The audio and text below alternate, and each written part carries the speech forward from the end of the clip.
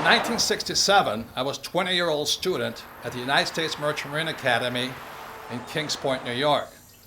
And in 1967, I was standing right on this road here, hitchhiking all the way to Montreal, Canada, to Expo 67, the World's Fair on the Future. But I was going to see one person in particular. It was the geodesic dome, the U.S. Pavilion in 1967, designed by a man named Dr. R. Buckminster Fuller. It was a different time. And that's what it must have looked like back in 1967, hitchhiking to Montreal, Canada, to see the man who could see the future.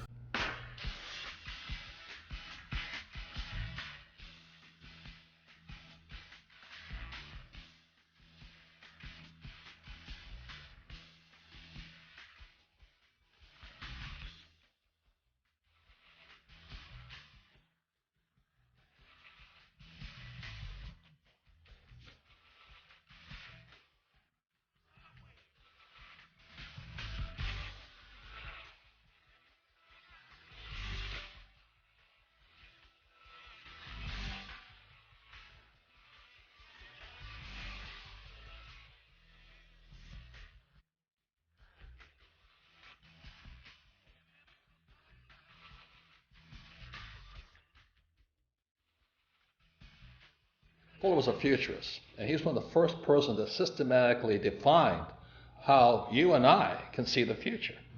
So that really intrigued me, because if I could see the future, I could see the future of stock markets, bond markets, real estate markets, and all that. And so I had a very small reason to want to be a futurist. It's all about greed to make money. So then in 1981, I had the opportunity to study with Dr. Fuller up in Kirkwood, California, which is near Lake Tahoe. And I spent a week with him up there, and I realized he wasn't looking at the future of the stock market. He was looking at the future of humanity. But the people running our economy, running the world, running our banks, running our politics, have us on a collision course with disaster. So I went, and once I could see the future, I knew I had to make changes.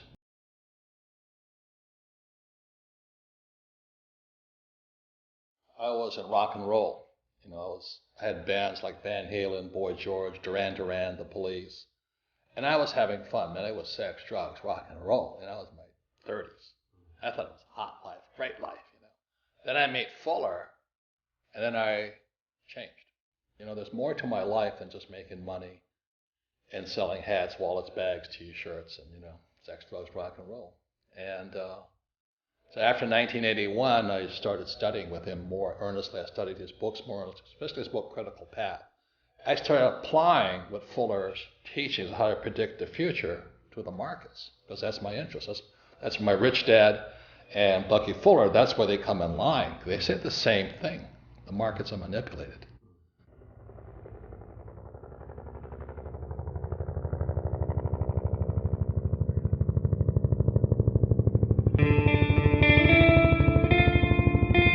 In 1969, I graduated from Kings Point and joined the U.S. Marine Corps and was selected for pilot training in Pensacola, Florida.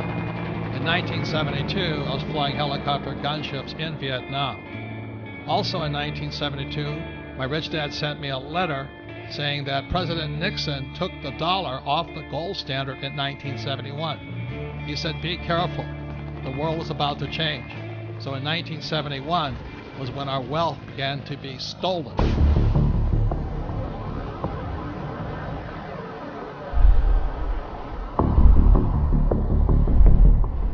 Since 1981, I had the privilege and the good fortune to study with Dr. Fuller 3 times.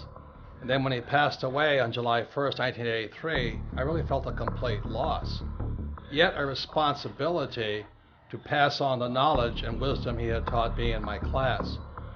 So after 1983, I began to make predictions. And, making predictions is very risky because you sound like an idiot. And in many ways, I sounded like Chicken Little saying, the sky is falling, the sky is falling, the sky is falling. And if you look at what's happening in the world economy today, for millions of people, the sky is falling. So in 2002, I published this book here called Rich Dad's Prophecy. Again, it was 2002, And what this book predicted was the giant crash coming in 2016. So 14 years ahead of schedule, I was making this prediction. But I also made one intermediate prediction behind that, was that there would be a secondary crash before the giant crash of 2016. So this is me on CNN with Wolf Blitzer, looking like a complete idiot, making a prediction on the coming crash. If people start pulling out of the markets in their 50s, in their early 60s, and not having that sort of exposure, we are never going to get to a point where our money lasts as long as we need it to. We need to be participants in this system into our 70s and into our 80s, and then we need a plan for withdrawing those assets, just like we needed a plan for putting those assets in. Yes, and you're putting those assets into those investment bankers that are in financial trouble today. And all I'm saying is, aren't these guys supposed to be the smartest guys on earth? And shouldn't we be careful who we take financial advice from, including the four of us on this panel? Yeah, absolutely. And that's what I'm saying. There's a lot of bad advice. But Robert, you're really that worried about Goldman Sachs and Lehman Brothers? Yes. I'm afraid the Federal Reserve will eventually or come close to bailing them out. That's what I'm concerned about. And that young lady who says the taxpayers are not in trouble, who's going to pay for that bailout again as the taxpayer? Lehman Brothers says it plans to file for Chapter 11 bankruptcy protection. The collapse of Lehman Brothers. Lehman Brothers collapsed. Hundreds of bailed out banks are still struggling to repay taxpayers. Way back in 1997, I published this book, Rich Dad, Poor Dad. And in Rich Dad, Poor Dad, I said three things that got me in a lot of trouble. One was that the rich don't work for money. Number two, your house is not an asset. And number three, savers would be losers. So that was in 1997. And look at what happened in 2007. The real estate market crashed. The government started printing money called quantitative easing, and savers became losers. It's no secret that the California housing bubble has popped with hardships spread wide. Real estate expert Robert Kiyosaki predicted all of this would happen back in 2005, but most people didn't listen. It's the biggest financial bubble in the history of the world. Hoping this wasn't inevitable, but we have had a big jump in foreclosure filings. Let me tell you a little about this. There are 650,000 homes in the United States in foreclosure right now. U.S. foreclosure activity jumped 81% in 2008. With 10 million people lost their homes to foreclosure and were forced out onto the streets. And to this day, millions of people are still underwater. They owe more on their house than their house is worth. You want to know what real estate's going to do? Look at jobs. Right. We still have a bad job situation, so Right. it's still a bad real estate situation. Right. Real estate is only as valuable as there's jobs. What made you write Conspiracy of the Rich? It goes back to why don't we have financial education in our schools? Question: was the financial crisis a creation of a wicked conspiracy? A new online book, Conspiracy of the Rich, The 8 New Rules of Money, exposes what author Robert Kiyosaki says is a twisted tale of how the rich control the world economy through, you name it, the Fed, Wall Street, your schools, and the government that supports these entities. Robert Kiyosaki is the author of the best-selling Rich Dad, Poor Dad series. His first book in the series has held a top spot on the New York Times bestseller list for 6 years running. And he joins us on the program today. Hello, Robert. What is this conspiracy theory? You mean it's a few people at the top handling all of us like puppets on a string? Say it isn't so.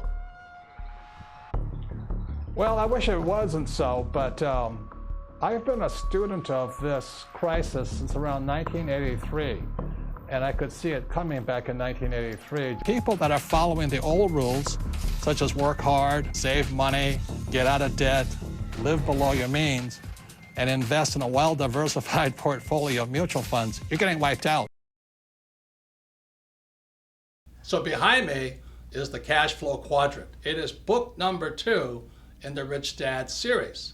And the Cashflow Quadrant is a very important book. And again, you're going to find out things are opposite. See, on one side of the quadrant, you have E and you have S. This is my Poor Dad side. E stands for employee. S stands for self-employed, small business, specialty, a specialist, or a star, like a movie star or golf pro. So we have E's and S's on one side, and on my Rich Dad side, you have B's, which stands for big business. These are the guys like Henry Ford, Mark Zuckerberg, Steve Jobs, Bill Gates. And I stands for investor, but just not any investor. This stands for professional investor.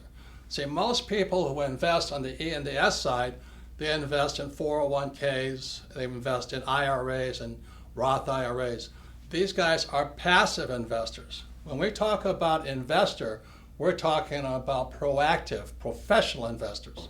So on this side is my poor dad side, E's and S's, and on this side are B's and I's, and this is my rich dad. So when I was a young man, I had to decide which side was best for me, E or S, B or I. So this is a very important subject now. It's called taxes. Now most people hate paying taxes. So let me ask you this question. You have E's, S's, B's, and I's. Who pays the most taxes? Okay, so on the E's, and this is true throughout the world, it's about 40%. So if you're an employee, a major part of your paycheck goes to pay taxes, and that's how your wealth is being stolen.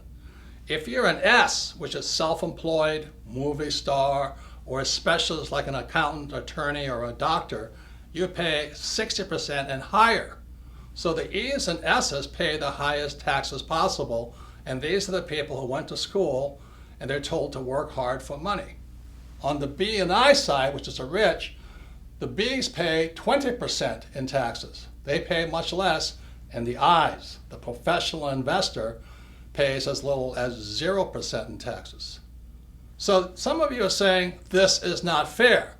And I can understand that because most people are on this side looking at this side. But let me just say this to you. Tax laws are fair.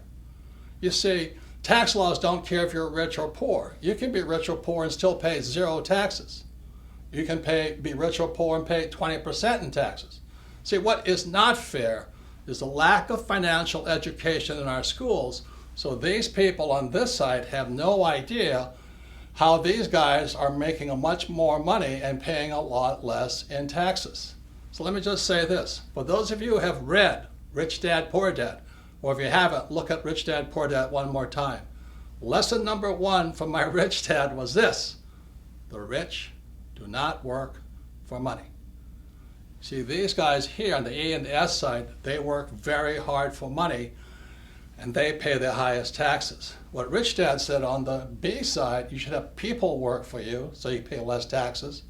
And the I side, your money works hard for you. Other people's money works hard for you, so that's why you pay less in taxes. And that's what financial education should include. For those of you who are considering a second chance in the B quadrant or the I quadrant, I'd like to introduce you to my sweetheart, Kim, because the B quadrant and I quadrant is not for everybody. But this is my sweetheart. The smartest decision I've ever made was getting married to Kim. It's a blessing, almost 30 years now, right? 30 years. And when I met Kim, she was an employee in an advertising agency. But what I was most impressed was you were going for the B quadrant.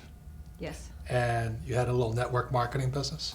Yeah, I knew very early on I did not want to be an employee. I didn't really know what the options were because I was always around employees growing up. But I got introduced to network marketing while I was working in advertising, and I thought this would be a good idea for me to start to learn what it is to be a business owner. So I got set up with this network marketing company. I was representative, and it was a great, great, great learning experience for me into what it takes to be an entrepreneur, because if I didn't make the sale, I didn't get any money. And I had to get very creative on how I was going to sell because, of course, like most network marketing, you go to your family and friends, and that runs out pretty fast. So then you've got to go find new customers. So I would set up my little salons at fitness clubs and different places throughout Honolulu, and I would continue to sell. And I'd also learn how to sell and what worked and what didn't work. But it was probably one of the best business trainings I could have had early on. And you had to teach other people how to sell in a room. Exactly. Yep. You had to teach others. You had to learn about leadership. So network marketing for me was a great way for me to discover if I wanted to become an entrepreneur. And so when I met her 30-something years ago, I said, man, she's got beauty, she's got brains, and she loves business. I do love business. And we've become business partners for 30 years now. I wouldn't be here without her today. And she and I developed the Cashflow board game. For those of you who want to find out if you want to be a professional investor versus a passive investor. If you're tired of 401ks and IRAs and Roths and all that other stuff, that's what we developed the cash flow game for. Yes, and so we developed the cash flow board game basically to teach people what it was Robert and I did to become financially free. Yes, so we recommend network marketing if you want to move into the B quadrant, and for those interested in becoming professional investors, check out the cash flow board game. So I actually have a business degree, a college degree in business, but I have to say, getting into network marketing, I learned more about what it takes to be an entrepreneur than I ever learned in my 4 years of college. I suppose that there are those who'll say he had it easy, had it made in fact before he'd even begun. But they don't know the things I know. I was always with him. It may sound strange, we were more than friends.